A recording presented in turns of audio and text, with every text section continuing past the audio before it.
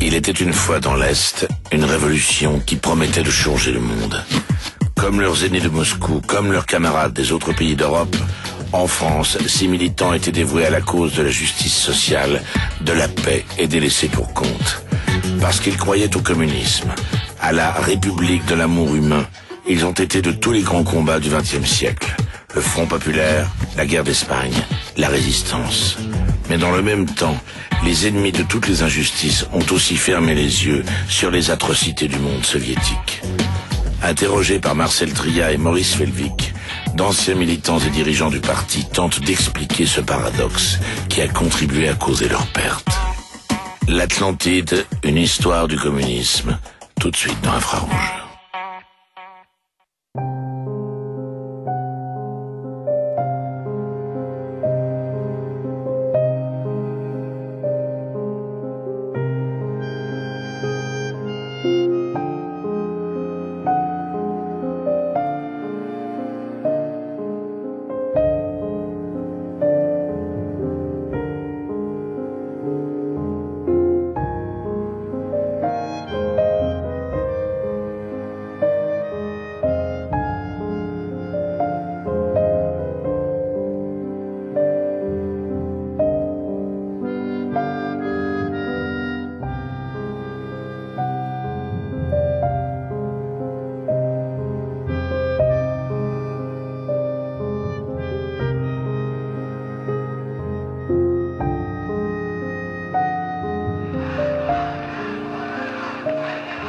Dans les grandes luttes du XXe siècle, nous étions souvent les plus nombreux, les plus enthousiastes, les plus déterminés, nous, les communistes.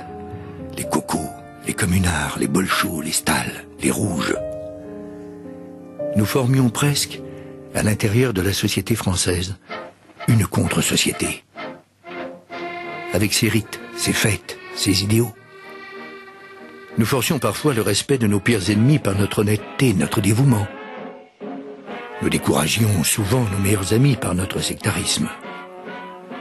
Mais pour les exploiter, les laisser pour compte d'une société injuste, nous étions porteurs d'une immense espérance. Et pendant des décennies, nous n'avons pas pressenti à quel point notre univers était pourtant fragile. Dans les replis de son histoire, de notre histoire, tant de secrets nous avaient échappé, tant de malentendus nous avaient égarés. Ce retour sur le passé d'un rêve avorté est aussi un retour sur nous-mêmes.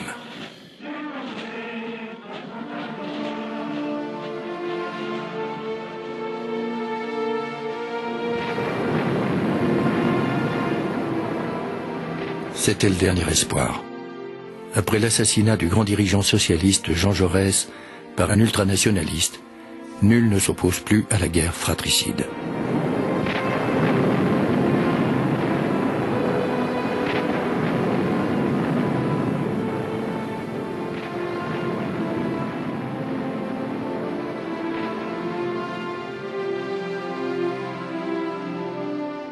La guerre la plus terrible, la plus atypique, la plus épouvantable que l'on puisse imaginer.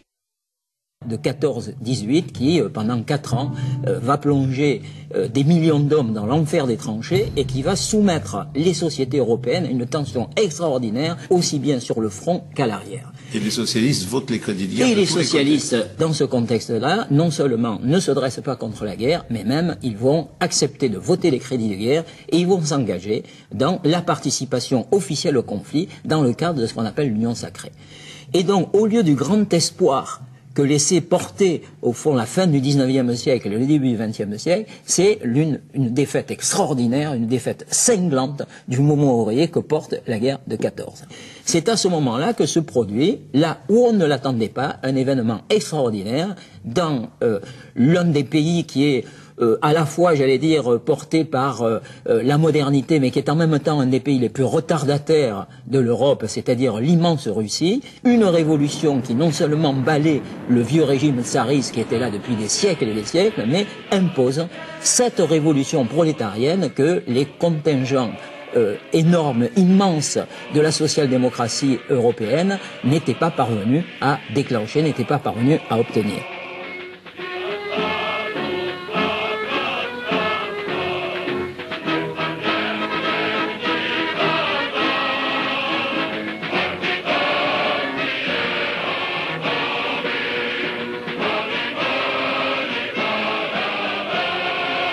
Cette révolution a immédiatement un retentissement extraordinaire.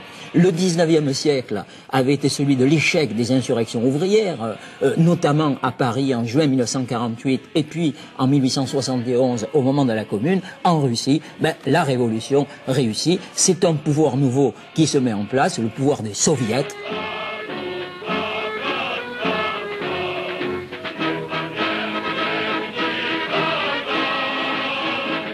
Cette manière dont subitement les ouvriers dictaient un nouveau droit à leur patron, dont les soldats invitaient les aumôniers à donner enfin un sens à leur vie, où les enfants demandaient à avoir seul le droit de porter des armes pour être les égaux des grands. Je ne sais pas, tout était fantastique, n'est-ce pas, dans cette révolution. Et on avait vraiment l'impression que c'était la révolution du rêve, parce que ce n'était pas encore les violences. Les violences ne sont venues qu'après. Et le fondement du fait qu'ils ont été suivis et que dans tous les pays, dans le monde entier, il y a eu des communistes, c'est qu'il y avait le rêve d'une société nouvelle, équitable, juste, fraternelle. Ça s'appelait quand même au début la République de l'amour humain. Il était tellement écœuré par la boucherie de 14-18, mon père, qui avait fait la guerre dans les tranchées, qui a failli mourir plusieurs fois, que ça a été vraiment sa détermination. Il n'est pas devenu communiste après la lecture du Capital. La révolution d'octobre, en 1917, l'avait complètement fasciné. Ça, c'était, après la Commune, ou l'échec de la Commune, c'était la victoire du prolétariat sur la bourgeoisie, sur le capitalisme. Mais le beau rêve de la République de l'amour humain va bientôt se briser sur les dures réalités du temps. Les bolcheviks ne viendront à bout des partisans du tsar soutenus par les puissances occidentales qu'au terme d'une impitoyable guerre civile de 3 ans. Très vite, l'appareil policier mis en place par Lénine et les siens frappe aussi bien les révolutionnaires opposés à leur hégémonie que les ennemis de classe.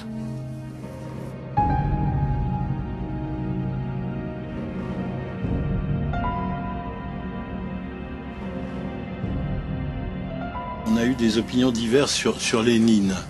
Pour vous, c'était quoi? C'était ce personnage, sinon sanguinaire, mais enfin... Pas du tout sanguinaire.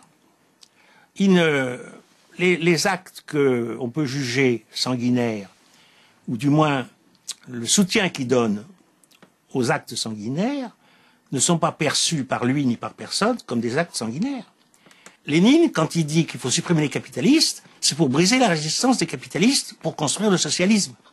Il a une vision, j'allais dire, médicale de la société. D'ailleurs, c'est pas moi qui le dis, c'est lui. Il dit, on ne peut pas plus guérir la société de ses maux qu'on ne peut guérir un patient si on ne connaît pas la médecine. Il se juge un peu le médecin de la société. Et alors un médecin ou un chirurgien, il coupe un organe s'il le faut. C'est pas par méchanceté, c'est par nécessité. Les partisans français de la jeune révolution russe ne sont pas choqués par cette violence, pas plus que par la terreur pendant la Révolution française. Au congrès de Tours, en 1920, la majorité des socialistes français se constitue en parti communiste et adhère à la nouvelle internationale pilotée depuis Moscou. Ils se soumettent sans réserve à la discipline et aux règles d'organisation qu'elle impose, même les plus contraignantes.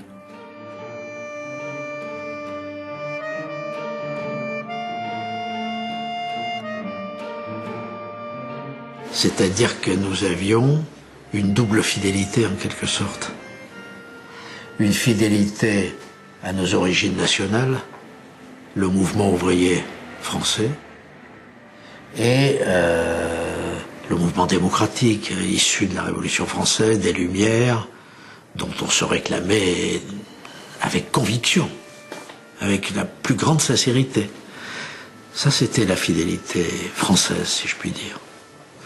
Et d'un autre côté, nous avions une fidélité à notre matrice originelle internationale.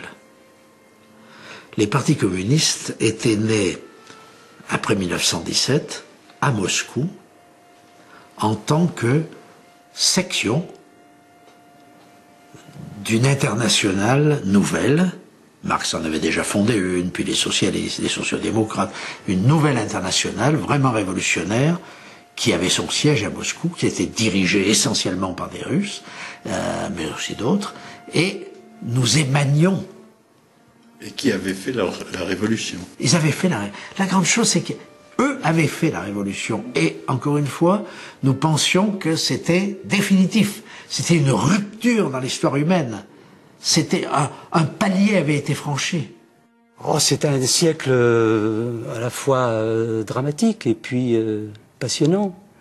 Je prendrais comme témoignage celui de René Raymond, qui n'était pas communiste, puisque c'est un grand intellectuel catholique, un grand connaisseur de la droite, qui considère que ce XXe siècle a commencé au moment de la guerre de 14 et puis en 1917 avec la révolution bolchevique et s'est achevé en 1991. Il l'appelle le siècle communiste.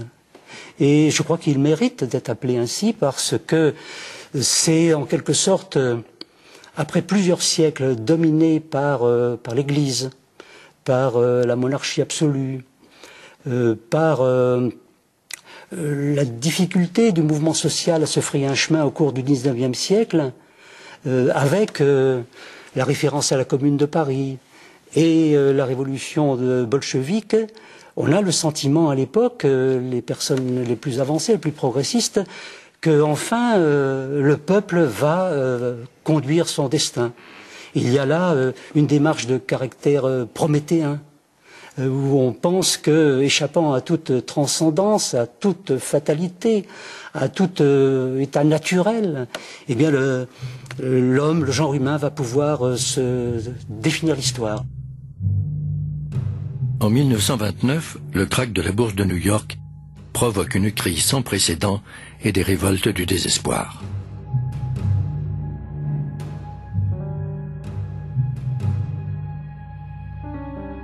Dans l'ensemble du monde capitaliste, des millions de salariés basculent dans le chômage et la misère, tandis que l'Union soviétique en pleine croissance économique semble plus que jamais, pour les communistes, préfigurer un monde nouveau. La crise économique, l'humiliation de la défaite en 1918 et la complicité des grands groupes industriels et de la droite militariste vont précipiter l'Allemagne dans le cauchemar nazi. En 1933, Hitler prend le pouvoir en toute légalité.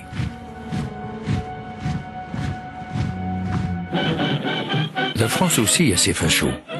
Camelot du roi, Croix de feu, Cagoulard.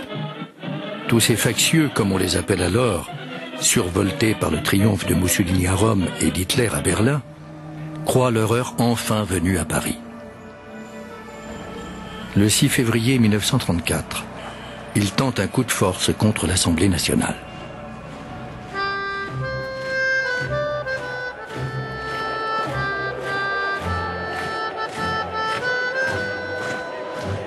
Jusqu'ici totalement isolés, les communistes appellent toute la gauche républicaine à faire barrage à l'extrême droite et ils lancent le mot d'ordre de Front populaire.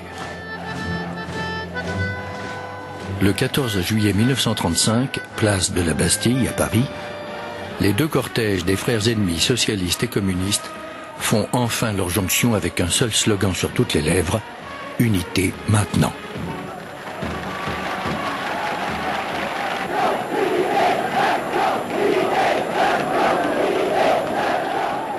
Jamais les communistes n'auront été à ce point en harmonie avec les élans de tout un peuple.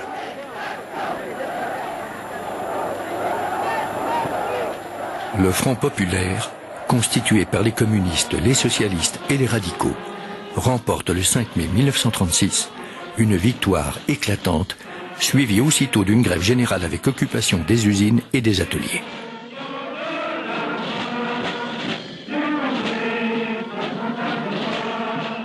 Et pendant plusieurs semaines, sur les lieux de la souffrance ouvrière, c'est une explosion inoubliable de liberté et de joie de vivre.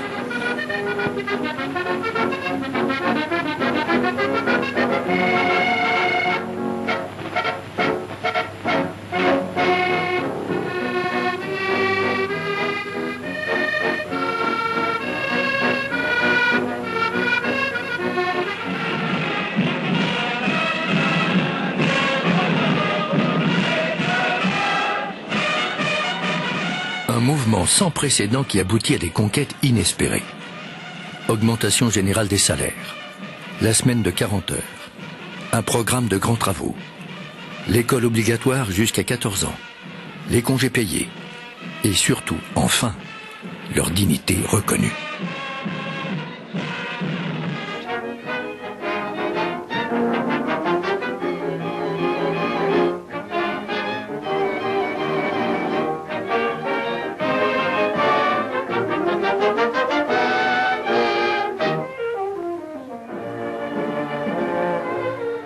À peine ont-ils le temps de savourer leur droit tout neuf à un peu de bonheur qu'une ombre menaçante se profile sur l'Europe. En Espagne, avec le soutien d'Hitler et de Mussolini, Franco et ses officiers putschistes déclenchent une sanglante guerre civile de 3 ans contre la République et le Front populaire espagnol.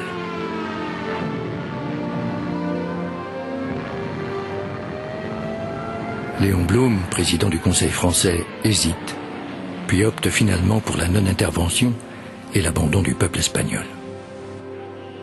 Les communistes, au contraire, lancent avec d'autres antifascistes une immense campagne de solidarité. «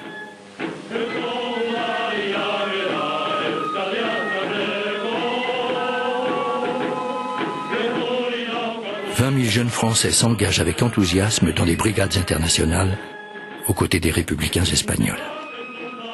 Plus du quart d'entre eux seront tués au combat. »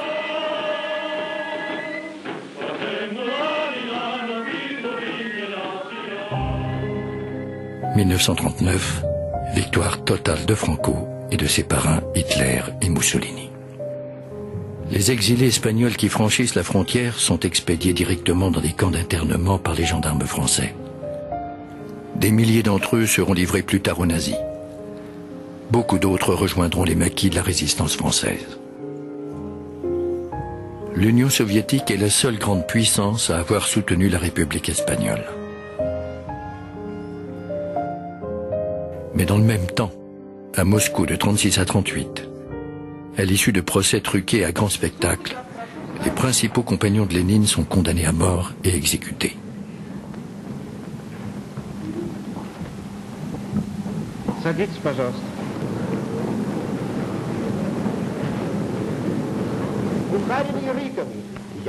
En fait, des centaines de milliers d'innocents ont aussi été jugés secrètement et liquidés. Mais les militants français l'apprendront beaucoup plus tard. Et pour l'heure, ils restent fidèles au paradis soviétique et aux espoirs qu'il suscite.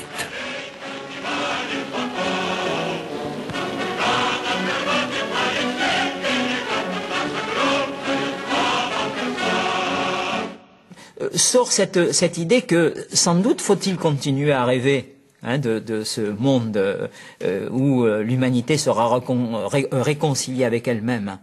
Mais ce qu'a apporté toute cette période qui s'ouvre en 1914 et qui se prolonge encore dans les années 30 et qui se prolongera peut-être avec la guerre et peut-être même encore au-delà avec la guerre froide, c'est un peu cette idée que avant d'en arriver là, il faut savoir que l'on va passer par une période de tension extrême, dans laquelle ce qui importera, c'est la force de l'armée, c'est le caractère soudé de l'organisation qui va aider le peuple à changer le monde et à réunifier l'humanité.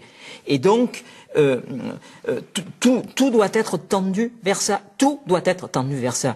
Et tout ce qui détourne de cette nécessaire volonté qui doit aller jusqu'à la volonté du sacrifice suprême, tout ce qui détourne de ça doit être condamné. Mais on doit la poursuivre en soi-même. C'est-à-dire, il y a une intériorisation de cette contrainte. Chaque fois que l'on pense à un moment donné, peut-être est-ce que Staline est allé un peu trop loin.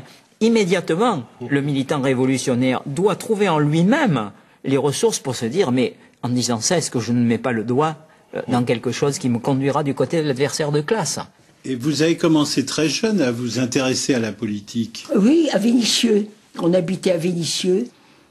Alors quand il y avait des réunions, mon père, il était espagnol, alors il prenait les 3 enfants parce que comme les étrangers n'avaient pas le droit de militer, mais alors il prenait les 3 enfants, habillés, tout ça. Alors ma mère restait pour s'occuper de la maison, de la cuisine.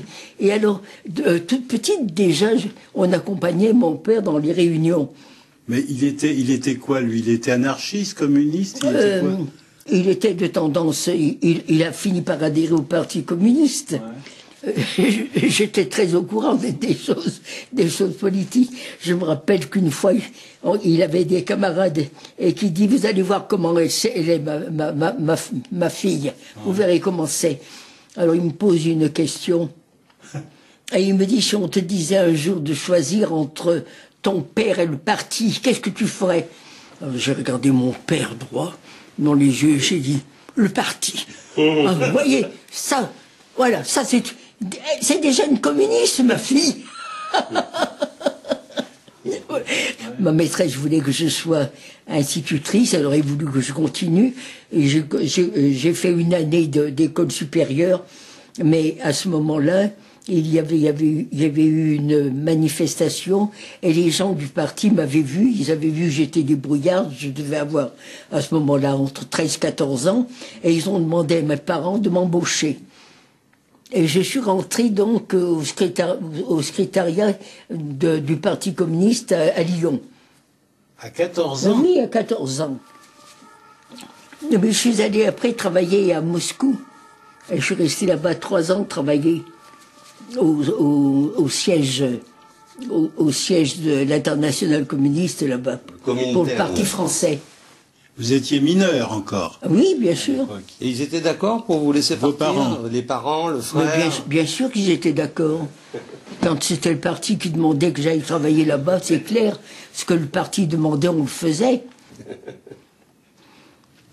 Tu as commencé jeune comme militant?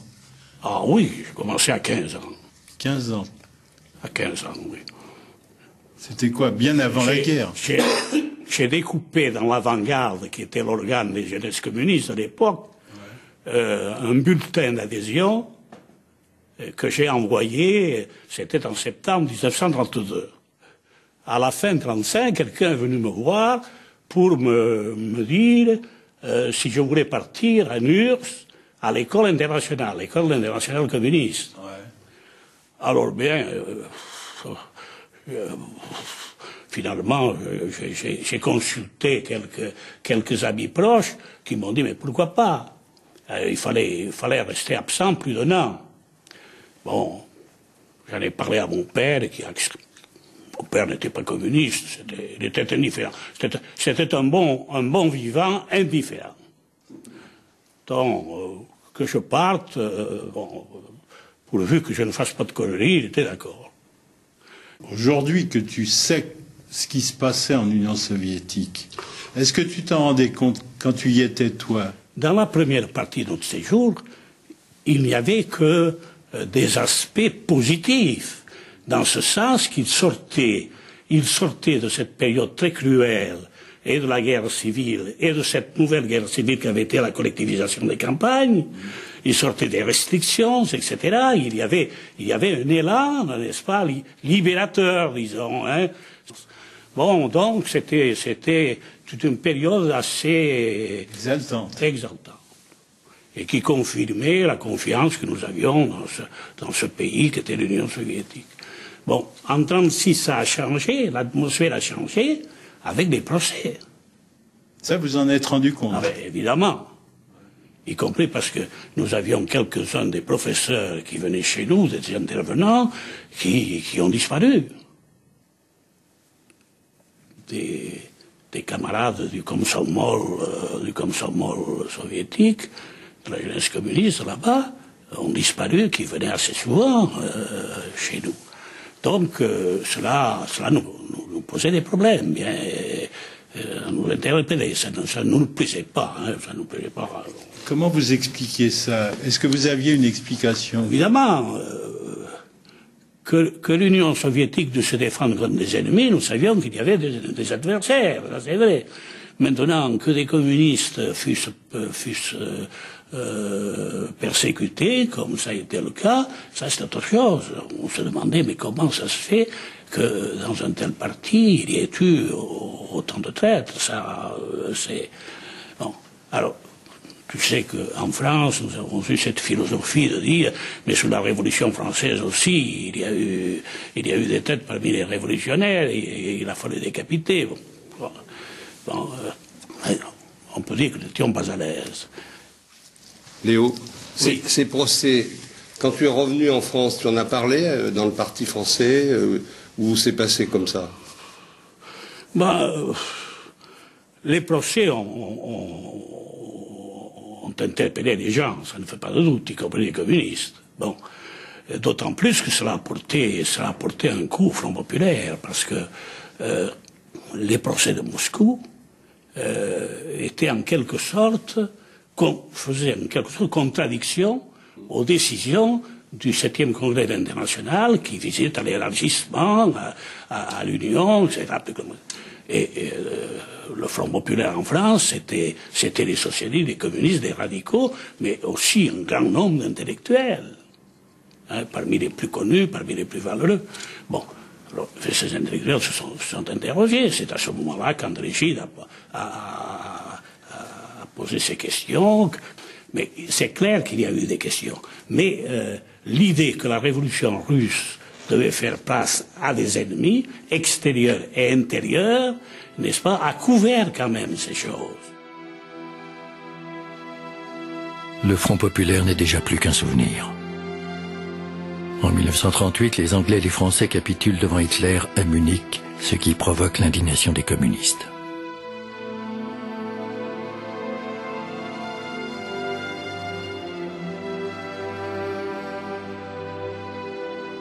Un an plus tard, Staline et Molotov signent le pacte germano-soviétique qui va prendre au dépourvu les communistes français, engagés depuis des années dans la lutte antifasciste.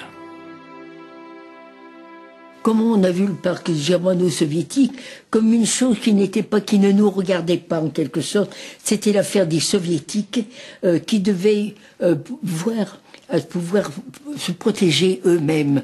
Donc ils avaient intérêt à avoir un pacte de bonne entente avec les Allemands. Alors que c'est une affaire qui n'était pas une affaire à nous. C'était une affaire qui les regardait eux. C'est comme ça que nous on prenait à ce moment-là des choses. C'est comme ça qu'on prenait. Ça ne nous faisait pas plaisir, mais c'était une affaire à eux. Et c'était dans leur intérêt à eux. Voilà. Je me souviens, quand ses camarades venaient à la maison et lui demandaient à mon père « Qu'est-ce que tu en penses du pacte germano-soviétique ?» Il répondait « Je n'y comprends rien, mais si tu me dis de mal de Staline, tire-toi parce que nos relations sont rompues. » Voilà.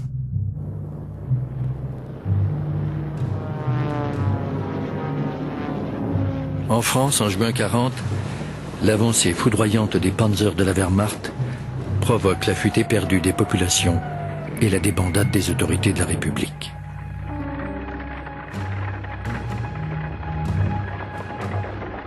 À Londres, le général de Gaulle lance son appel du 18 juin, tandis qu'à Paris, Hitler fait le tour du propriétaire.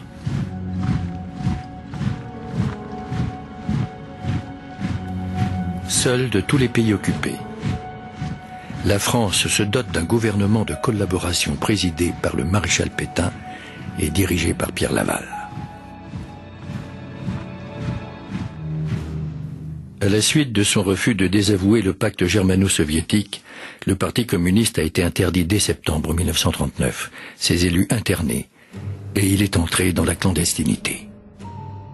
Malgré la consigne paradoxale de Staline de ne pas prendre parti dans cette guerre entre impérialistes, de nombreux communistes français vont s'engager dès 1940 dans la résistance active, au risque de la prison, de la torture et de la mort. Au camp de Châteaubriand, le 22 octobre 1941, 28 d'entre eux seront livrés aux autorités allemandes et fusillés. Le plus jeune, Guy Moquet, avait 17 ans.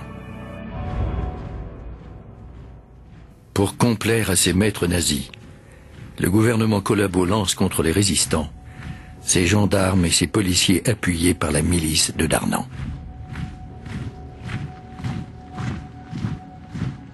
En novembre 1943, ils parviendront à décimer les combattants communistes étrangers du groupe Manoukian.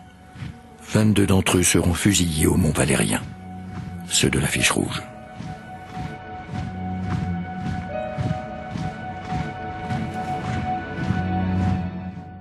Dès 1940, le gouvernement de Vichy a pris l'initiative d'une impitoyable chasse aux Juifs. Ils vont être raflés par dizaines de milliers, y compris les enfants en bas âge, par la police française et la gendarmerie, puis expédiés depuis le camp de Drancy vers les camps de la mort. Et tu as quel âge quand la guerre arrive? Oh, j'ai 6 ans. 6 ans, donc j'ai passé la guerre 6-7 ans, oui, jusqu'à 11 ans, quoi. 11 ans. Donc, dans toute la période, disons, la plus tendue, 41 à 44, quoi, j'ai entre 8 ans et 11 ans, quoi. Et il fait pas bon s'appeler Fitterman. Bah, j'ai gardé à cause de cela des souvenirs très précis. J'étais comme beaucoup d'enfants juifs, avec ma famille, pour chasser, cacher, d'abord dans une institution catholique, et puis ensuite chez une famille paysanne catholique à la campagne, sur les plateaux du Velay, aux limites de la Haute-Loire. Cette femme, donc veuve, prenait un risque considérable. Et c'est le curé du village qui nous fournissait nos cartes d'alimentation, enfin ma mère, et qui lui avait demandé, et elle a accepté un coup de mérite. Si elle s'était fait prendre, c'est ce qui serait arrivé. C'est une femme très, très courageuse, très travailleuse. J'en ai vraiment gardé un grand souvenir. En plus, le soir venu, on mettait... alors c'était une ferme un peu isolée, elle n'était pas dans le village. Elle mettait une couverture sur la fenêtre et elle écoutait Radio Londres. Donc ça marque quand on est enfant. Ce côté mystérieux. On voulait sortir de cette horreur et bâtir un monde de paix, un monde de justice. Et c'est évident que l'Union soviétique, son armée, sont apparues, à juste titre, je le crois, comme ayant joué un rôle, ayant supporté le poids principal de la guerre, ayant joué un rôle décisif dans la victoire sur Hitler. Et ça a été un déterminant fort de mes choix politiques au lendemain de la guerre, c'est évident. Tes parents s'en sont tirés aussi? Non, ma mère, oui. Mon père, non. Il a été arrêté en novembre 43, déporté à Auschwitz, et il est mort 6 mois après.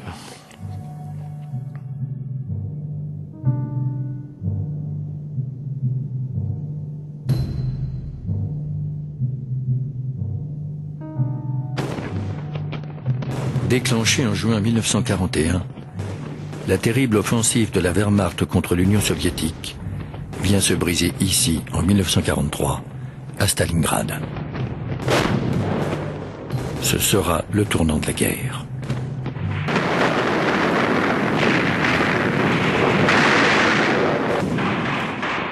Dès lors, l'espoir change de camp.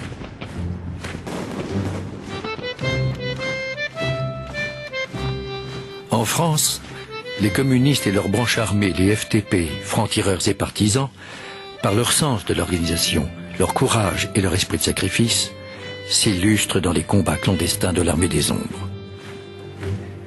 Des dizaines de milliers d'entre eux ont été exécutés, sont morts au combat ou en déportation.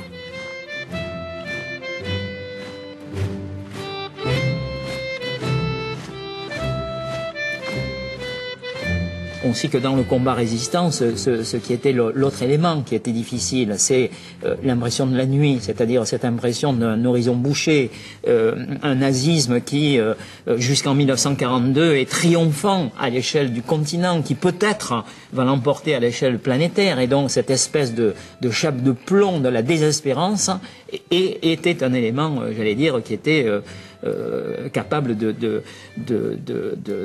d'anémier le combat résistant. Et du côté communiste, cette espèce d'espérance qui prend parfois l'allure d'une véritable foi est quelque chose qui permet, dans l'adversité, dans la nuit absolue, dans cette impression à un moment donné de quelque chose qui écrase, cette impression que malgré tout, il faut tenir et que si l'on tient, il y aura des lendemains qui chantent. Et je dirais que cette dimension-là n'est pas pour rien. En plus, ajouter à l'expérience de la clandestinité et ajouter à cette extraordinaire capacité, j'allais dire communiste, de s'immerger dans le tissu social, dans les comités de lutte contre la vie chère, les comités de femmes pour le ravitaillement, les comités d'aide aux prisonniers, etc., etc. C'est cette capacité d'enracinement des communistes français aura été une des clés de leur efficacité résistance et évidemment de l'aura qu'ils auront à la libération. 6 juin 1944, les Alliés débarquent en Normandie, tandis que les groupes résistants harcèlent les forces occupantes. Fin août, les forces françaises de l'intérieur, les FFI, libèrent Paris avec le renfort de la population.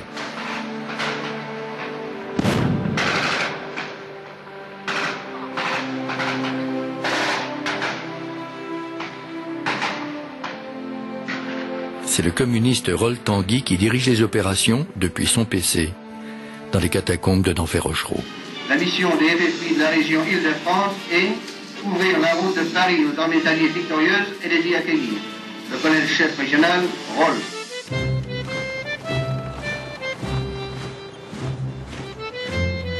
La voie est libre pour la 2e DB du général Leclerc et pour le retour triomphal du général de Gaulle.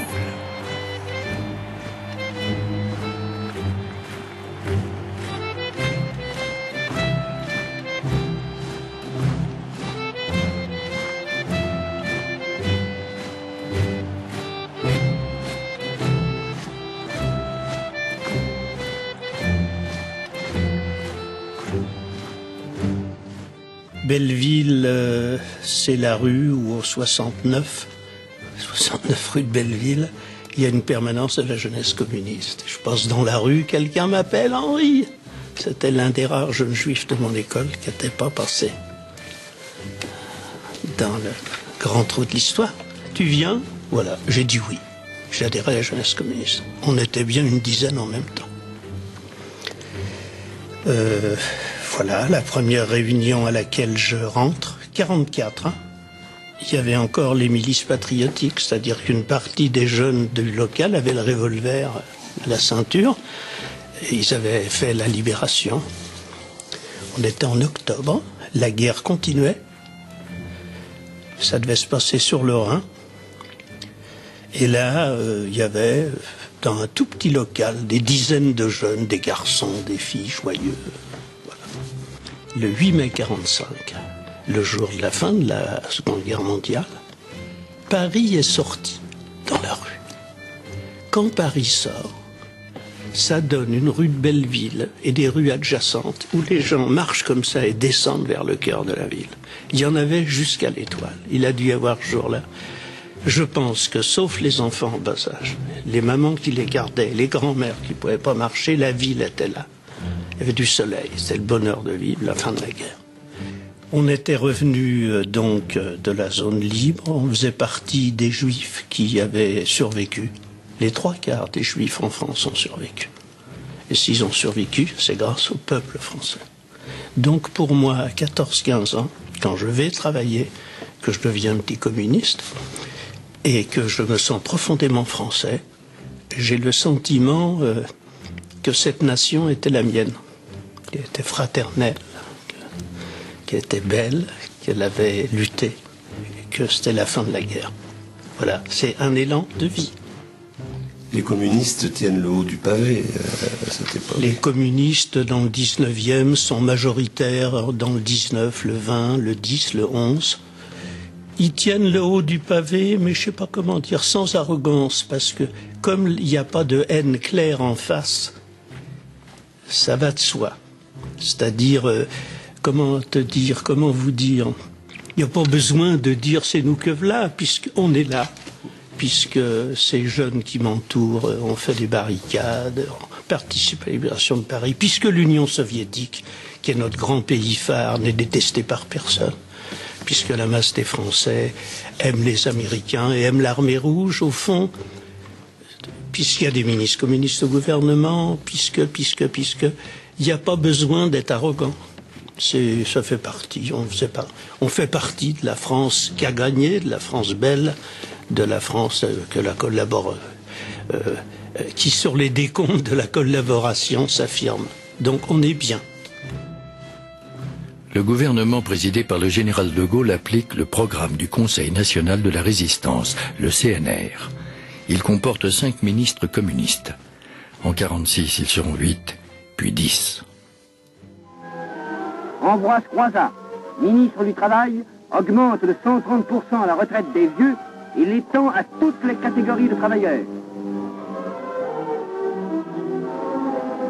Il rétablit le principe de la semaine de 40 heures, en majorant de 50% les heures supplémentaires, et supprime l'abattement de 10% sur les salaires des femmes.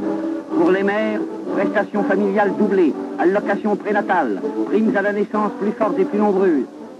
À la reconstruction, François Billoux accélère le déblaiement des ruines.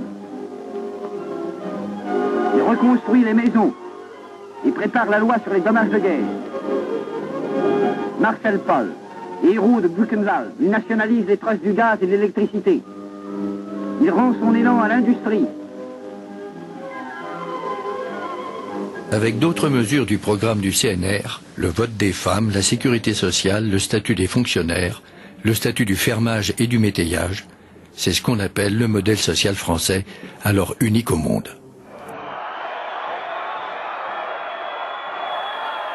Grandis par l'héroïsme de leur résistance et portés, comme en 1936, par l'enthousiasme populaire, les communistes totalisent aux élections de 1946 182 députés avec plus de 28% des suffrages. Le PCF sera pour longtemps le premier parti de France et à l'appel de son secrétaire général Maurice Thorez, ministre d'État, il va se jeter de toutes ses forces dans la reconstruction du pays.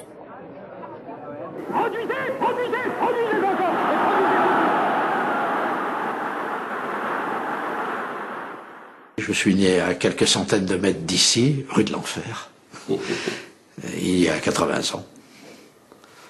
C'était à l'époque une grande crise du capitalisme et j'achève mes jours dans cette terre natale au moment d'une autre crise du capitalisme.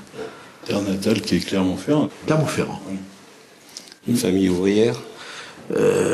Ouvrière du côté de mon père. Mon grand-père était mineur dans le bassin houiller de Brassac, puis ouvrier chez Michelin. Mon père était au chemin de fer. Et du côté de ma mère, c'était des artisans du vieux Clermont. Alors toi, tu es un peu, on peut dire, un produit de l'école de la République. Ah, moi je vais employer un très mauvais mot, mais un exemple type de la promotion républicaine. Il y a eu au fond 2 promotions ouvrières dans ce pays. Il y a eu la promotion républicaine par l'école des instituteurs, et il y a eu la promotion syndicale ou politique par le Parti communiste et la CGT, qui ont rattrapé en partie ce que l'école n'avait pas pu faire, en faisant d'enfants d'ouvriers ou de jeunes ouvriers des hommes capables de jouer un rôle dans les affaires publiques, voire de devenir ministre ou ministre d'État. Maurice Thorez a été réellement, pendant 1 an de sa vie, mineur de fond. Il n'avait que son certificat d'études. Et quand je l'ai connu à la fin de sa vie, il était devenu le président du Parti communiste, il pouvait discuter avec un Picasso, un Aragon, d'égal à égal. Je dois beaucoup à mes instituteurs, beaucoup à mes professeurs, qui ensuite ont eu à la Libération la générosité, au fond, et l'intelligence, parce que le lycée de Clermont n'était pas préparé à cela, de m'envoyer préparer Normale Supérieure à Paris, au lycée Henri IV. Un jour, je suis revenu à Clermont-Ferrand, je devais avoir 21 ou 22 ans, et j'ai rencontré des cheminots qui travaillaient avec mon père. Et ils savaient que j'allais au parti. Il y en a un qui m'a dit, tu vas mettre tout ce que tu as appris à notre service. Et c'était les miens, et c'est toujours les miens. Mon père et mon oncle ayant été tués pendant la Résistance, l'un guillotiné, ça, quand même, il y a toute une histoire assez dramatique. À Lyon. À Lyon. Donc, pour moi, j'étais de ce côté-là. J'étais communiste. Ma mère était une ouvrière qui travaillait dans le tulle, dans des conditions très dures, très exploitées. Donc les communistes, pour moi, c'était des gens qui défendaient les ouvriers, qui étaient pour la justice, qui étaient pour la liberté, qui s'étaient engagés pour la libération de la France. Donc j'ai voulu continuer ce combat, voilà. Dès que j'ai été adolescente, j'ai adhéré à l'UJFF contre mon gré, mais enfin, je voulais adhérer à la jeunesse communiste et puis très rapidement au parti. Voilà. Je pouvais pas ne rien faire alors que mes parents avaient payé si cher, quoi. Comment était le parti quand vous, jeune adhérent, quoi? Est-ce qu'on s'y sentait bien?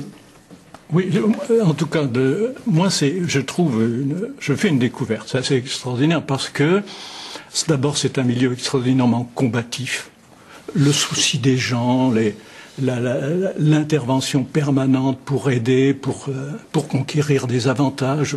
Ça, tout de suite, un niveau de lutte, un niveau d'intervention que je vois nulle part ailleurs. Et surtout, un horizon qui s'élargit très vite. Moi, je suis un enfant de la campagne, mon monde est assez fermé pendant toute ma jeunesse, et voilà que tout de suite, en arrivant au Parti communiste, on va me parler du monde. On va me parler de l'histoire de la France, on va me parler du monde. Je vais prendre, comment dirais-je, la dimension de la réalité du combat politique en France et du rôle du Parti communiste que j'ignorais, découvrir des pratiques d'universalisme que j'ignorais totalement. Je vais découvrir vraiment beaucoup. J'ai trouvé dans les archives du Parti communiste français une petite chemise dans laquelle il y a la sténographie intégrale d'un discours prononcé par Maurice Thorez devant les hauts cadres du parti en décembre 1947. 46. Il y a aussi l'intervention de Benoît Frachon. Et tous les deux se trouvent d'accord pour dire, voilà, on parle avec Dimitrov, qui était un dirigeant assez ouvert, qui avait dirigé l'international, qui se trouvait à ce moment-là en Bulgarie. Benoît Frachon l'avait vu. Il faut réfléchir. Nous ne pouvons pas faire le socialisme comme nos camarades russes. Nous sommes à une autre époque. Les démocraties ont beaucoup progressé. On a écrasé le fascisme. On entre dans une ère peut-être plus pacifiée. Nous devons emprunter un autre chemin et y développer longuement, avec les droits démocratiques, les libertés, continuer en somme 1789-1793, mais sur une base nouvelle. Et on sent dans le comité central du parti, il y avait les députés, les futurs sénateurs, les conseillers de la République, quelques intellectuels, une réticence très forte. C'est le moment où Maurice Thorez donne une interview à un journal, le Time, où il dit « Nous emprunterons d'autres voies que nos frères ». Mais là, très vite, une lettre arrive de Moscou, signée Zhdanov, qui dit « Mais qu'est-ce qui se passe ?» Ça suffit. Et Maurice Thorez a longuement hésité, d'après ce que je crois reconstituer. Mais là, l'idée de la discipline devant la direction du mouvement en Union soviétique l'emporte chez lui. Peut-être aussi était-ce infaisable. En 1948, 3 ans à peine après la victoire, la répression sanglante de la grève des mineurs par le gouvernement socialiste fait définitivement voler en éclats le Front uni des résistants. Depuis 1 an déjà, les communistes ont été chassés du gouvernement à cause de leur soutien aux revendications ouvrières et de leur opposition à la première guerre d'Indochine.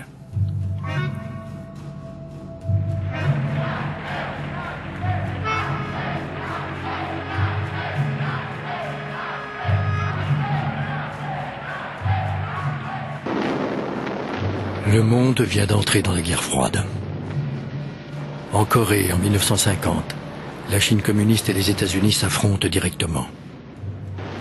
La possibilité d'une nouvelle guerre mondiale entre l'Est et l'Ouest semble imminente. Et chacun en est conscient, ce sera une guerre atomique. Contre cette terrible menace, les communistes déclenchent dans tout le pays une immense croisade pour la paix, avec pour emblème la célèbre colombe de Picasso.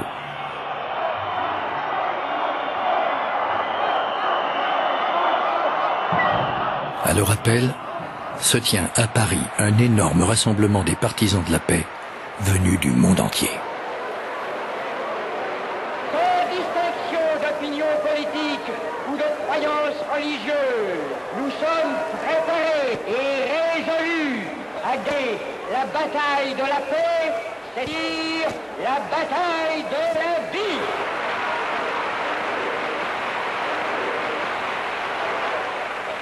Les gens, des fois, ne comprennent pas ce que pouvait être pour un garçon de l'époque la guerre froide. La guerre froide, il y a eu cette rupture, les communistes chassés du gouvernement, l'idée que la guerre pouvait éclater entre l'URSS, au fond, la grande revanche. Nous, on l'a vécu comme la grande revanche.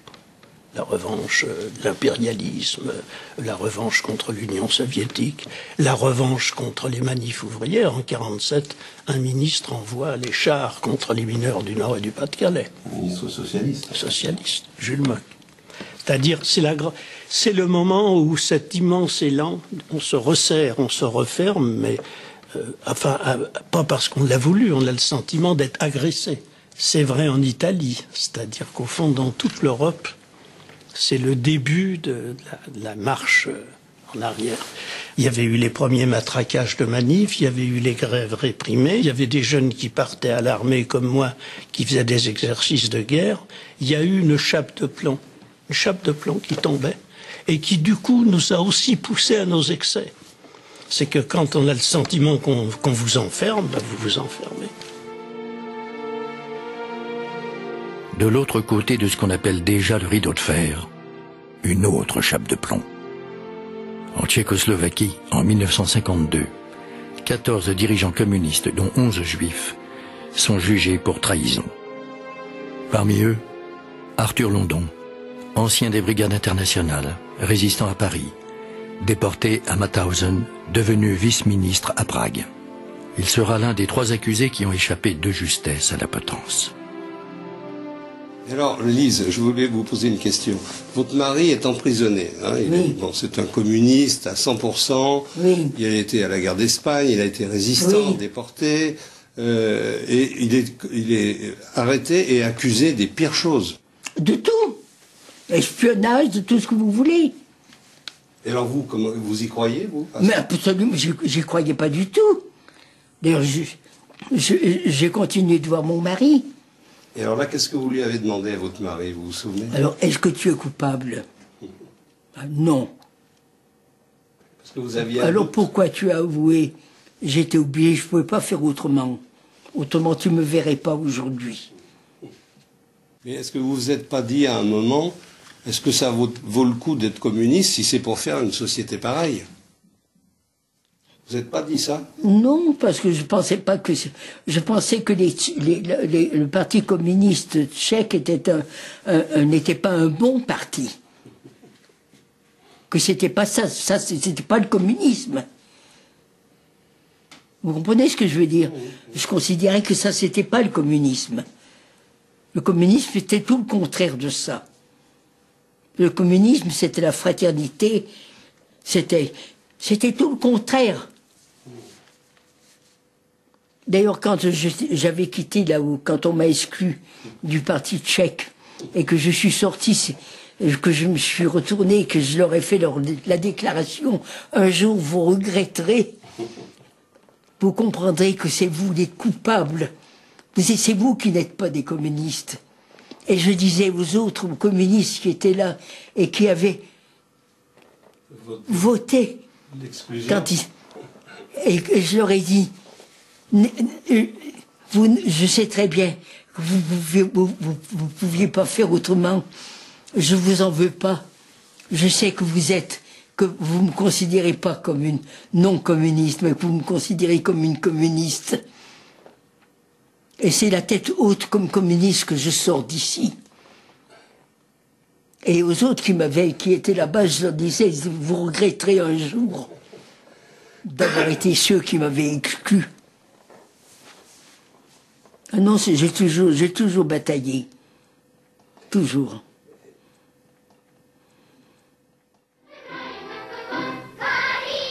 Pour les communistes français, pourtant, rien ne peut ternir le prestige de ce qu'ils appellent le camp socialiste.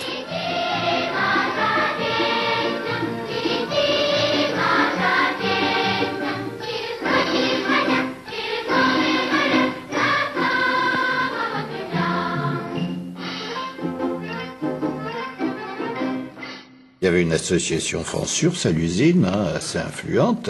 Et il y avait une délégation de France-Source qui s'était rendue là-bas, pas seulement avec des communistes, il y avait des gars de la CFTC. À l'époque, la CFDT n'existait pas, c'était la CFTC, qui globalement étaient revenus, alors bon, les communistes beaucoup plus enchantés que les autres, bien sûr, mais qui globalement considéraient que ce qui se passait en URSS c'était positif.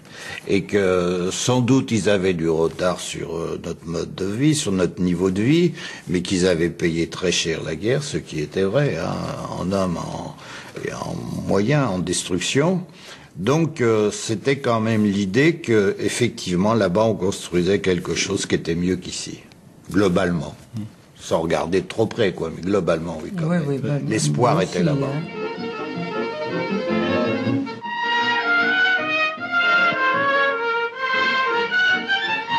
Staline a 70 ans. C'est de partout, vers Paris, que va l'amour pour Staline. En rendant hommage à Staline, nous rendons hommage à notre passé. Nous éclairons notre présent. Nous annonçons notre avenir.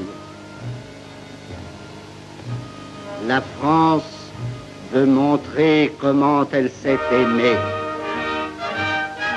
Pour son 70e anniversaire, on envoyait comme ça un wagon entier de cadeaux. Et mon père, c'était un panier de langoustes. On imagine dans quel état devaient arriver les langoustes Le plus beau cadeau qu'il puisse faire. Voilà, c'était le plus beau cadeau qu'il puisse lui faire. Sauf qu'à mon avis, soit il n'arrivait pas, soit il arrivait dans un drôle d'état, quoi.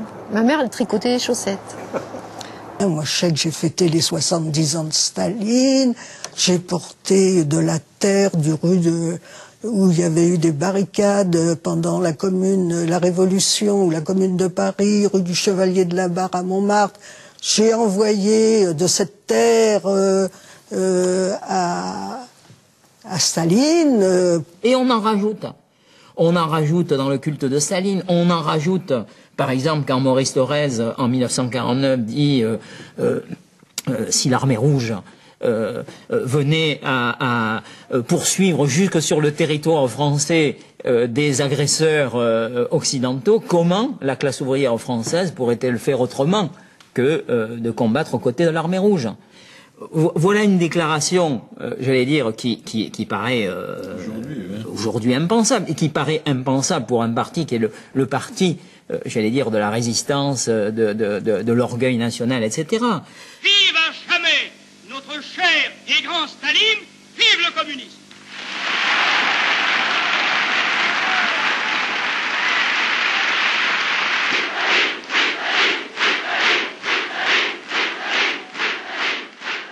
Il y a eu dans l'adhésion au communisme quelque chose qui psychiquement évoque les phénomènes, je pense, qui se passent chez les croyants qui adhèrent à telle ou telle religion. Une passion, une espérance, la croyance, mais pas en un au-delà, en un avenir de l'humanité elle-même, un dépassement de l'humanité à l'intérieur d'elle-même, si je puis dire. Oui, écoutez, ça peut amener à l'aveuglement. Ça peut mener à refuser de voir certaines réalités ou certains aspects de la réalité parce que, sans le vouloir d'ailleurs, parce que il serait contradictoire avec l'espérance qu'on porte en soi. Et quand disparaît celui qu'on appelle le petit père des peuples, à Paris comme à Moscou et dans le monde entier, le peuple communiste semble inconsolable. Mais à peine 3 ans plus tard, un véritable coup de tonnerre. Désormais, les anticommunistes ne sont plus les seuls à dénoncer Staline. C'est Khrouchtchev lui-même, son successeur, qui révèle les crimes de masse dont il a été coupable. On sait aujourd'hui, grâce aux travaux des historiens, l'étendue des massacres staliniens que le rapport Khrouchtchev ne faisait qu'esquisser. La répression a véritablement commencé avec force sur une vaste échelle à partir du moment où on a forcé le processus donc de collectivisation. C'est quand même la dékoulakisation, c'est-à-dire la déportation de plus de 2 millions de paysans supposés riches, mais en fait c'était ceux surtout qui s'opposaient à la collectivisation, qui a enclenché ce processus au fond de répression de masse.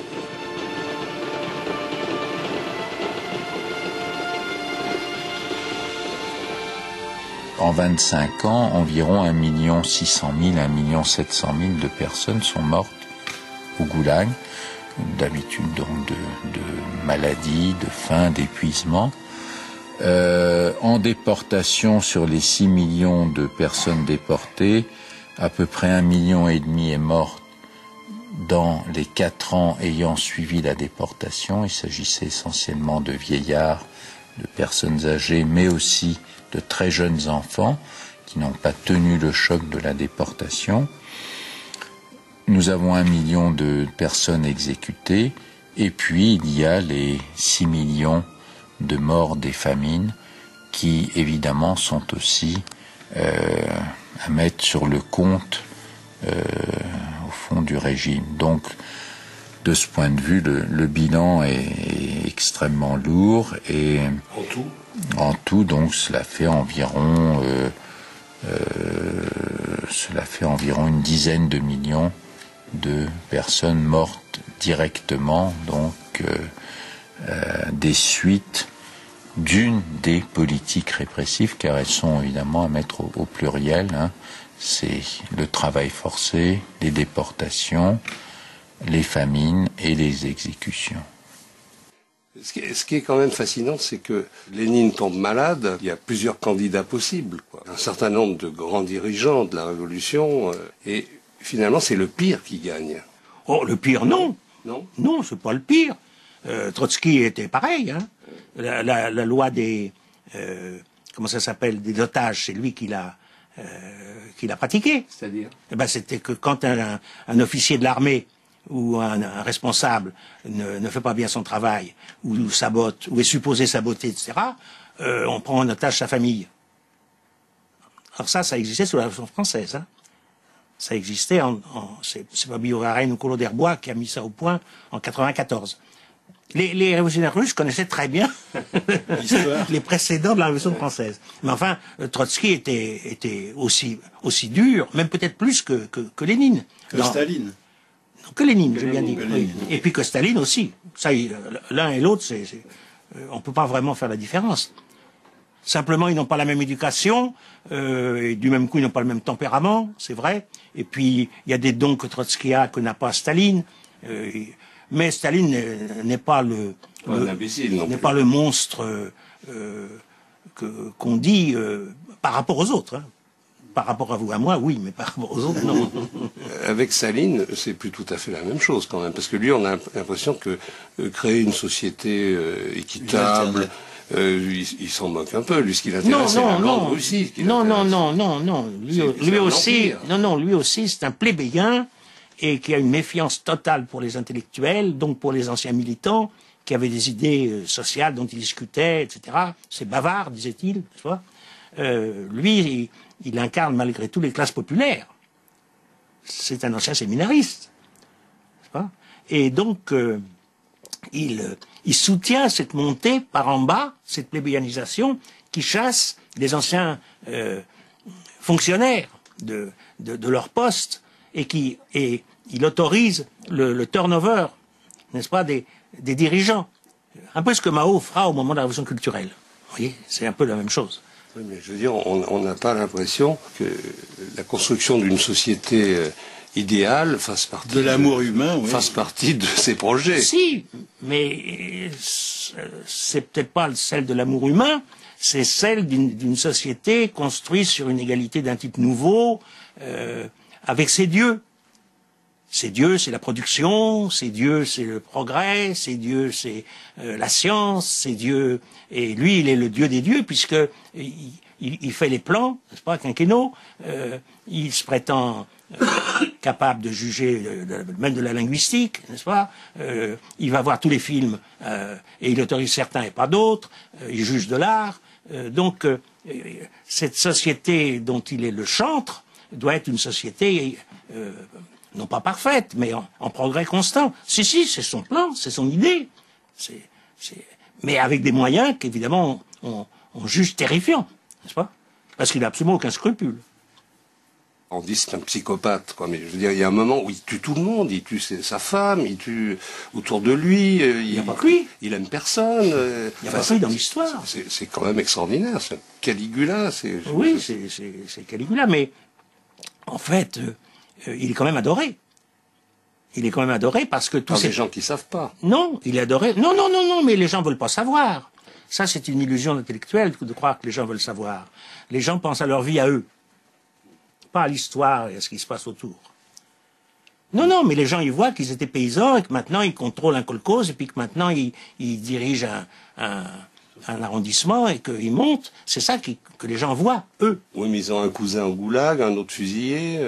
Ils ont un cousin au goulag, mais peut-être il reviendra. D'abord, il en est revenu plus qu'on me le dit, n'est-ce pas? Et puis, ils iront au goulag, mais ils reviendront, pense-t-il, n'est-ce pas? Et puis, que les autres crèvent, ça leur est tout à fait indifférent. Et en même temps, contrairement aux premiers révolutionnaires, ce sont de moins en moins des gens de conviction. Ils n'ont aucune conviction. Ce sont de plus en plus des arrivistes, en somme. Arrivistes... Des gens qui sont mus par la volonté de monter socialement. Dans toutes les sociétés, les gens veulent monter. Il y en a peu qui veulent descendre. À ma connaissance. Donc, bien sûr, ce sont des gens qui veulent monter, qui sont montés. Mais autant le régime qui se dit le mouvement, le parti de la classe ouvrière, ne fait rien pour les ouvriers, rien. Les salaires n'ont pas augmenté, les horaires n'ont guère changé, il y a du désordre parce que c'est la révolution, mais il n'a rien fait. Par contre, ce régime, ce qu'il a fait, c'est qu'il a inséré ses ouvriers dans son appareil d'État. Et vous avez des milliers et des milliers d'ouvriers, puis de paysans, et surtout de soldats, qui vont entrer dans l'appareil d'État, et eux, c'est une vraie promotion. Ils sont devenus l'appareil du pouvoir dans les années 30. Et c'est ce que moi j'ai appelé la plébéianisation de l'État. Et c'est cette plébéianisation qui correspond à la bureaucratisation. Or, ces bureaucrates ne sont pas forcément formés à la gestion ou à l'administration. Mais c'est du pouvoir populaire. Et c'est à partir du moment où il y a un pouvoir vraiment populaire qu'on peut parler de bureaucratisation. Et que peu à peu, par en haut, on va essayer de les contrôler mieux. Et puis peu à peu, que ceux-là, ils vont essayer de monter plus. Et Khrouchtchev, il va arriver tout en haut. Et puis il n'y a pas que lui d'ailleurs. Bien que le rapport Khrouchtchev soit rapidement publié dans le monde entier, le PCF va nier officiellement son existence pendant 20 ans.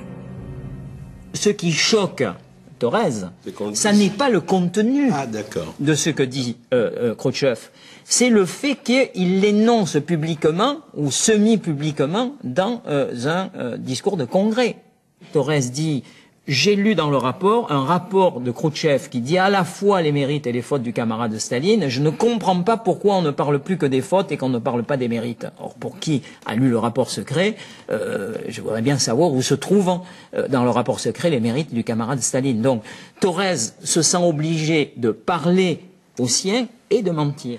Derrière son intervention, des dizaines de membres du comité central interviennent pour dire « nous sommes soulagés par ce que tu dis ». Et le plus significatif, c'est un homme comme Gaston Monmousseau qui dit, mais textuellement, devant ses camarades, il dit « je suis soulagé parce que la publication du rapport secret dans la presse bourgeoise, ça a été le plus gros coup que j'ai reçu sur la tête de ma vie.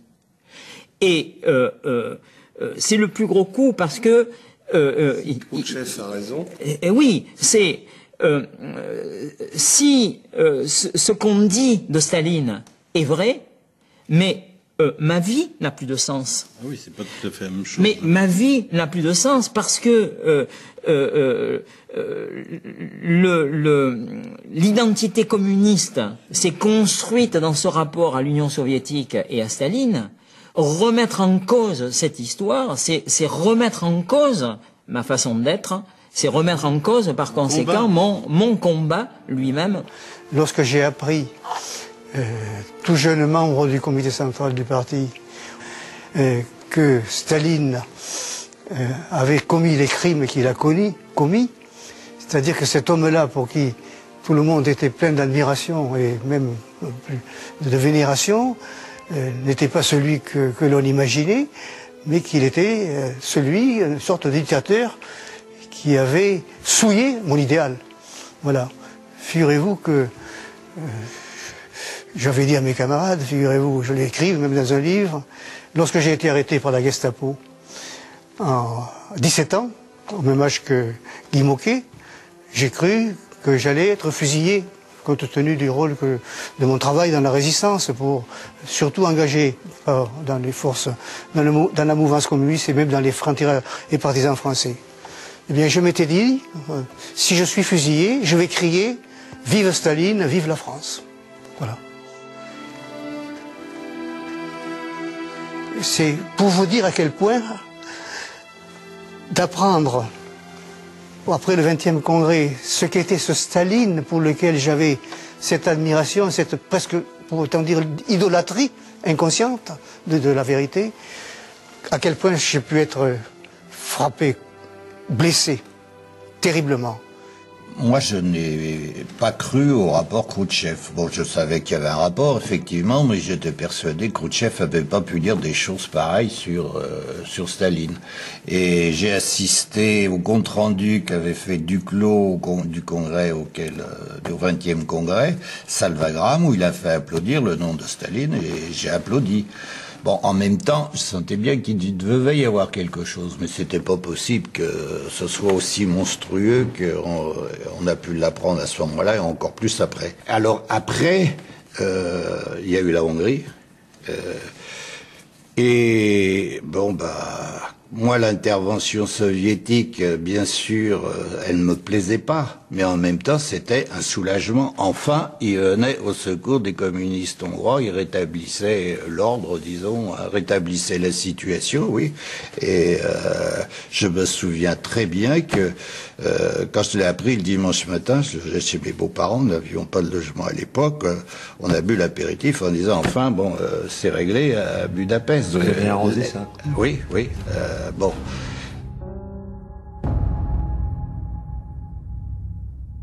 Le lendemain, c'était plus difficile, parce qu'en arrivant à l'usine, je me suis fait sérieusement accrocher, engueuler, même injurier. Un gars qui m'a craché à la figure, qui a déchiré sa carte de la CGT. C'est des choses qu'on n'oublie pas, la preuve, 60 ans après presque, mais 50 ans après. Mais je dirais que l'intervention française et anglaise en Égypte nous a bien rendu service au parti à ce moment-là, parce qu'elle nous a permis de dévier un peu le coup, quoi. On va taper sur les Égyptiens, sur les Arabes, ils ont nationalisé, ils ont raison. De toute façon, là-dessus, le parti avait raison, il n'y a pas de problème. Donc, ça nous a quand même permis de dévier un peu le coup.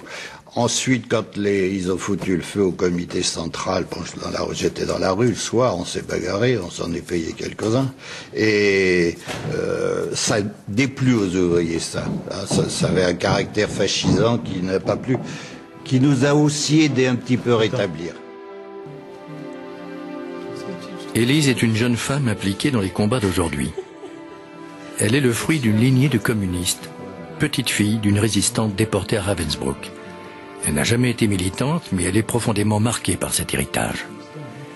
Nous avons souhaité la confronter à certains de nos témoins. J'avais un grand portrait de Staline que j'avais mis accroché à la maison et j'ai voulu me faire photographier devant.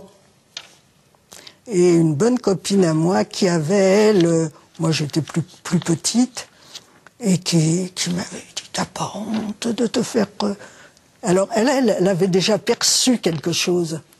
Et donc après, j'ai retiré ça et surtout, je me suis pas vantée de... Non, mais c'est pour vous dire l'attraction qu'il y avait. Alors, l'espoir dans tout ça. Comment garder l'espoir? Oui, je vous en prie. Non, avant l'espoir. Avant l'espoir, quand même. Donc, vous racontez ça. Qu'est-ce que ça vous fait quand tout d'un coup, cet homme dont vous aviez la photo dans votre salon, dont vous rêviez de vous faire prendre en photo avec, vous apprenez ce qu'il a fait, pour le dire très vite. Qu'est-ce que ça vous fait? Mais moi, je pensais encore, enfin, il y a eu tout un moment où je pensais que tout le peuple soviétique était derrière lui. Hein. Bon, j'avais entendu depuis déjà un moment qu'il y avait eu des choses qui pouvaient nous mettre la puce à l'oreille. Mais moi, j'étais engagée tellement dans une bataille de chiens en France pour la paix, j'étais à l'entreprise, bagarrais pour la paix au Vietnam, j'avais emmené une bande de filles, on avait récolté des jouets pour les enfants de Docker qui n'envoyaient pas les armes au Vietnam et qui étaient donc en grève. Et c'était Noël et on avait ramassé un tas de jouets et on était parti, une délégation de mon atelier, porter à Marseille ces jouets pour la paix au Vietnam. Mais des histoires comme celle-là, c'en est une parmi tant d'autres, mais j'avais l'impression d'être complètement débordée par l'action. Tout ça n'empêchait pas qu'il se passe des choses horribles dans ton paradis. Dans mon paradis, il se passait des choses horribles. Alors, tu le voyais ou tu le voyais pas, ou tu voulais pas le voir? Il y a eu un temps où j'ai pas voulu le voir, effectivement, parce que j'avais peur aussi de ma fragilité, d'une certaine façon. Je voulais pas que ça m'embrouille et que ça m'empêche de faire ce que je croyais bon de faire. Moi, je crois qu'il faut être simple, il faut être modeste. Le Parti communiste, bon, il a fait des conneries, d'accord, mais soyons modestes, reconnaissons-les, et puis essayons d'être nous-mêmes. Parce que quand tu vois chacun d'entre eux, ils sont formidables. Non, plus ou moins, mais là aussi, c'est pas... Mais pourquoi sont-ils... Pas parce qu'ils sont meilleurs que les autres, c'est parce qu'il y a une perspective. Sans perspective, t'es mort. Moi, ce que je me demande, c'est que pour que des gens aussi intelligents, documentés et lucides que vous ayez pu ne pas voir, c'est quand même que le Parti communiste, dans sa manière de fonctionner, s'était débrouillé pour qu'il n'y ait pas de possibilité de réflexion et de réelle critique sur ce qui se passait là-bas, mais aussi ensuite sur ce qui se passait à l'intérieur. Tu veux que je te dise, je suis d'accord avec toi. Et alors continue, là, mais je suis d'accord avec toi. Mais vous voyez le problème, c'est que si c'est ça, c'est là où la crédibilité du PC, elle est remise totalement en cause. Ce parti autoritaire et centralisé a quand même fait, et c'est lui qui l'a inventé, le front antifasciste, le front populaire, la résistance, la lutte anticoloniale, c'est-à-dire attention à ne pas en rajouter. Alors c'est incroyable, les partis politiques, la droite, hein, on parle toujours du Parti communiste, elle a collaboré massivement avec Hitler, elle a même massivement. Elle a condamné à mort De Gaulle, elle a mené les guerres coloniales, excusez du peu, voilà. Mais ce passé est rayé, il porte plus loin. Alors donc, le seul parti qui est sur la sellette, c'est le Parti communiste. Ça me paraît assez logique, effectivement, qu'on vous demande des comptes qu'on ne demande pas aux autres. Voilà. Et je trouve ça logique. On va demander des comptes jusqu'à la fin des temps. Non, on va demander des comptes, on va demander des comptes jusqu'à ce que... C'est-à-dire que quand même, Henri, avec tout le respect que j'ai pour vous, le fait même qu'au moment où ces questions-là, elles viennent se poser, il y a encore autant, mais il n'y a pas qu'avec vous, il y a aussi avec Maurice, autant de résistance, autant de révolte, quoi, que j'entends, bien sûr que j'entends. De souffrance, voilà. Ça prouve quand même qu'il y a quelque chose qui n'est pas résolu, pour moi. Voilà, je me dis, alors, si on en est là, c'est que, quand même, il y a un retour qui n'est pas complètement fait. Et je pense que c'est pour ça qu'on vous accuse. Parce qu'il y a l'histoire, ma belle. Parce que, comment tu veux effacer l'histoire? L'histoire existe. Voilà, et puis on la prend telle qu'elle est. Je pense que les premiers qui ont souffert le plus après Khrouchtchev, c'est pas les autres, hein, parce que les autres, au contraire, c'est nous. Bien sûr. C'est nous qui en avons pris le plus dans la gueule. Moi, je ne regarde pas mon passé comme un passé de ruine dont je meurs de sortir. Je l'assume. Je l'assume dans sa grandeur, je l'assume dans ses limites, je l'assume dans mes cécités, mais je l'assume aussi dans l'intelligence du collectif humain qui a inventé des choses extraordinaires grâce auxquelles ta génération est là. Et intelligente. Et donc, tu ne me feras pas dire que derrière, il y a un tas de merde dont je veux sortir. Non, derrière, il y a une grande période historique où pour la première fois, le communisme a pointé le nez. Et c'est pas brillant. Et c'est à la fois extraordinaire. Eh ben, on refera pas la même chose. Mais si on sort pas de cette société capitaliste, si des gens comme moi et comme toi ne se décident pas à reprendre un chemin dans ce sens, où on va? Toi, tu trouves que ce procès qui vous est fait, il est injuste? Je trouve qu'il est profondément injuste, d'autant plus qu'on est depuis des dizaines d'années. Tout ça, ça a un demi-siècle. Un demi-siècle après. On reproche pas aux Américains Hiroshima. On a fini de reprocher aux Allemands Auschwitz. Fini. Ils ont payé, on fier. On a fini de reprocher la non-intervention, qui est un crime à Léon Blum. On ne parle même plus, parce qu'ils ont élu un homme noir, et c'est très important, de la guerre du Vietnam et de la guerre de Corée où on balançait des microbes. C'est invraisemblable. Ce que l'impérialisme a fait dans ces... On ne parle plus des 200 ou 300 000 Algériens assassinés par l'armée française sous la direction de socialistes. Non, ça, c'est fini. Tu dis, oui, mais on savait, d'accord. Mais comment peut-on, pendant un demi-siècle, venir me dire à moi, tu es un salaud? Non, je suis pas un salaud, merde.